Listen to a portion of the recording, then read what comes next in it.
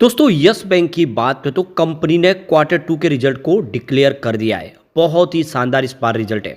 हर बार की तरह इस बार यस बैंक ने बेहतर नतीजे पेश किए, लेकिन हर बार की तरह आपको ये पता ही होगा कि ब्रोकरेज हाउस आ जाते हैं और लगातार रिजल्ट के बाद उसकी नुक्स निकालने शुरू कर देते हैं कि इसमें ये कमी है और इस वजह से प्राइस नीचे आ जाती है। लेकिन अब आप देख सकते हो कि स्टॉक ऑलरेडी पहले से ही ज़्यादा करेक्ट हो चुका है। ऐसे में इस रिजल्ट के बाद संभावना काफ़ी ज़्यादा पॉजिटिव बन सकती है। फिलहाल बाजार के लिए जो सबसे बड़ी चिंता है वो है एफआई। एफआई लगातार रिकॉर्ड तोड़ बिकवाली कर रहे हैं और इस वजह से बाजार में गिरावट हो रही है। अब इस रिजल्ट के बाद आगे की क्या संभावना बनेगी उसको समझने की कोशिश करेंगे, अच्छे से रिजल्ट को एनालिस करेंगे और साथ में मार्केट एक्सपर्ट क्या कह रहे हैं उसको भी समझने की कोशिश करेंगे इस वीडियो के माध्यम से। लेकिन फ्रेंड्स, उससे पहले अगर आप पहली बार हमारे चैनल पे आए तो चैनल को सब्सक्राइब कर दीजिए, एक बेल आइकॉन दबा दीजिए ताकि जब भी नया वीडियो बने पहला नोटिफिकेशन आपको मिले। वीडियो पसंद आए तो लाइक से जरूर कीजिए। चलो फ्रेंड्स, वीडियो स्टार्ट करते हैं। मैं हूँ आपका दोस्त एसबी दवे और हमारे अपने चैनल ऑनलाइन कमाई में आपका बहुत बहुत स्वागत है। तो सबसे पहले यस बैंक के कारोबार की बात कर ले तो फ्राइडे को 19.50 पर क्लोजिंग थी, 2.60% की गिरावट हुई। अब इसने 20 के स्तर को भी तोड़ दिया है, यानी वीकनेस बढ़ती हुई दिखाई दे रही है। वैसे इंट्राडे में 20.12 का हाई बनाया था, लेकिन जैसे कि बाजार में गिरावट का माहौल है, असर यहाँ पर भी देखने को मिला। जब बाजार में गिरावट होती है तो कोई स्टॉक बच नहीं पाता है। ये स्टॉक ऑलरेडी बहुत ज़्यादा कमज़ोर है। अब आप देख ही सकते हो कि पिछले 5 सालों में इसने निगेटिव रिटर्न ही दिया है, क्योंकि राणा कपूर के वक्त काफ़ी बड़े प्रॉब्लम होते हैं जिसकी वजह से 62% का इसने निगेटिव रिटर्न दिया है। पिछले 3 सालों में जरूर यहाँ पे 45% का पॉजिटिव रिटर्न मिला है और पिछले 1 साल में यहाँ पे 21% की तेज़ी बनी है। लेकिन पिछले 3 महीनों में स्टॉक 21% गिर चुका है और पिछले 1 महीने में ही 15% के आसपास की गिरावट हो चुकी है और वनडे के हिसाब से 3% की गिरावट है। ओवरऑल देखें तो स्टॉक दबाव में बना हुआ है। अब यहाँ पे बाजार के लिए जो सबसे बड़ी प्रॉब्लम है वो है एफआई, जिसने 1 लाख करोड़ की रिकॉर्ड तोड़ बिकवाली की है अक्टूबर मंथ में और ये आज तक की सबसे बड़ी बिकवाली है। कोरोना काल में भी इतना उन्होंने माल नहीं बेचा था और इसी ने पूरा माहौल बिगाड़ा। एफआई की काफ़ी ज़्यादा खरीदारी यस बैंक में भी है। उन्होंने जब बिकवाली शुरू की तो उनका जो निवेश वहाँ से भी निकलेगा, जिसकी वजह से शेयर की प्राइस नीचे आई। तो ये रीज़न जो बन रहा है वो एफआई की वजह से। एफआई को लग रहा है कि इंडिया का बाजार महंगा हो चुका है। उनका जो इन्वेस्टमेंट है अब चाइना की बाजार की तरफ दिखाई दे रहा है, क्योंकि चाइना के बाजार ऑलरेडी बहुत सस्ते वैल्यूशन पे मिल रहे हैं। तो ये सबसे बड़ी प्रॉब्लम है और आने वाले समय उम्मीद है कि बेहतर होगा फिर, क्योंकि करेक्शन होने के बाद एक फ्रेश फिर से शुरुआत हो सकती है। इस बार यस बैंक का जो सबसे बड़ा अचीवमेंट है वो है एनपीए को और घटा दिया गया है। एनपीए लगातार कम हो रहा है, यस बैंक सेहत मजबूत हो रही है। इस बार प्रॉफिट में 148% की ज़बरदस्त जंप देखने को मिली है, जो 566 करोड़ तक पहुँच गया है। तो बैंक ने प्रॉफिट में ज़बरदस्त जंप, नेट इंटरेस्ट इनकम भी देखे तो 14% की ज़बरदस्त जंप दिखा रही है और एसेट क्वालिटी में सुधार हो रहा है। देख सकते हो कि लगातार बेहतर कर रहा है। यहाँ पे कंपनी की जो नेट इंटरेस्ट इनकम है वो 2200 करोड़ रुपए रही है। 1 साल पहले बैंक की जो एनआईआई है यानी नेट इंटरेस्ट इनकम वो 1925 करोड़ रुपए के आसपास थी, यानी नेट इंटरेस्ट इनकम के 14.3% की वृद्धि देखने को मिली है। नेट इंटरेस्ट इनकम बाटे के कर्ज पर हुए ब्याज आय और चुकाए गए कर ब्याज का अंतर होती है। बैंक की एसेट क्वालिटी में इस समय स्थिरता देखने को मिली है और ये देखो कि इस समय 0.50% पर स्थिर है। तिमाही आधार पर देखो कि जरूर ग्रॉस एनपीए कम हुआ है, 1.7 से घट के 1.6% पर आ गया है और कर्ज मूल्य के आधार पर ग्रॉस एनपीए का देखा तो इस समय 3845 करोड़ रुपीज़ के मुकाबले 3889 करोड़ रुपये के आसपास पहुँच गया है। तो कुल मिला के रिजल्ट बेहतर। अब एक बार अच्छे से पूरे रिजल्ट को समझने की कोशिश करते हैं। तो सबसे पहले हम बात करें इस बार के रिवेन्यू की, तो कंपनी ने 7,737 करोड़ का टोटल रिवेन्यू बताया।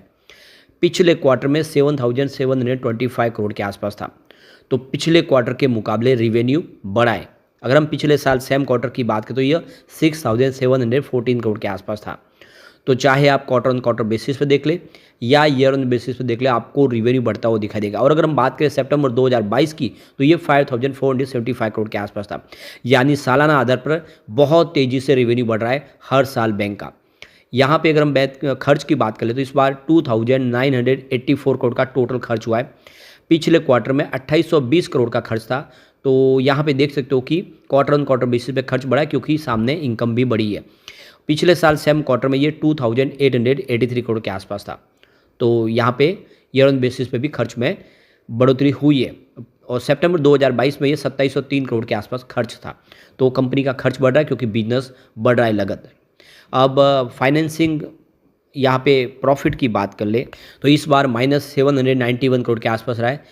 पिछले क्वार्टर में -580 करोड़ के आसपास था और पिछले साल सेम क्वार्टर में ये 962 करोड़ के आसपास था माइनस, और सितंबर 2022 में ये -716 करोड़ के आसपास था। अब बात करें यहाँ पे अदर इनकम की, इस बार 1488 करोड़ की अदर इनकम रही है। पिछले क्वार्टर में ये 1271 करोड़ के आसपास थी। अदर इनकम इस बार कुछ बढ़ी है। पिछले साल सेम क्वार्टर में 1267 करोड़ के आसपास थी। तो अदर इनकम में वृद्धि हुई है, चाहे आप क्वार्टर ऑन क्वार्टर बेसिस देखें या ईयर ऑन बेसिस पे। और सितंबर 2022 में ये 931 करोड़ के आसपास थी। तो अदर इनकम भी बढ़ रही है, ये भी एक अच्छी बात है। प्रॉफिट बिफोर टैक्स इस बार 697 करोड़ का बताया, जो पिछले क्वार्टर में 691 करोड़ के आसपास था। यानी देख सकते हो कि क्वार्टर ऑन क्वार्टर बेसिस पे कंपनी का प्रॉफिट बढ़ा है, और पिछले साल सेम क्वार्टर में तो मात्र 304 करोड़ के आसपास था, यानी डबल से ज़्यादा हो गया है प्रॉफिट। और सितंबर 2022 में ये 215 करोड़ के आसपास लगातार शानदार तरीके से प्रॉफिट बिफोर टैक्स में वृद्धि हुई है। बात करें नेट प्रॉफिट की, इस बार 567 करोड़ का कंपनी ने नेट प्रॉफिट बताया, जो पिछले क्वार्टर में 516 करोड़ के आसपास था। यानी क्वार्टर ऑन क्वार्टर बेसिस पे भी प्रॉफिट बढ़ चुका है। पिछले क्वार्टर में ये 229 करोड़ के आसपास था, यानी ज़बरदस्त जंप, डबल से भी ज़्यादा प्रॉफिट में इजाफा पिछले एक साल में। और पिछले साल सितंबर 2022 में ये 160 करोड़ के आसपास था। उस हिसाब से देखते हो कि प्रॉफिट में बहुत भारी उछाल देखने को मिला है। ईपीएस इस समय 0.18 रुपीज़ के आसपास आ चुका है, जो पिछले क्वार्टर में 0.16 रुपीज़ के आसपास था, और पिछले साल सेम क्वार्टर में मात्र 0.08 रुपीज़ के आसपास था। ईपीएस में ज़बरदस्त जंप है, और सितंबर 2022 में मात्र ये 0.06 रुपीज़ के आसपास था।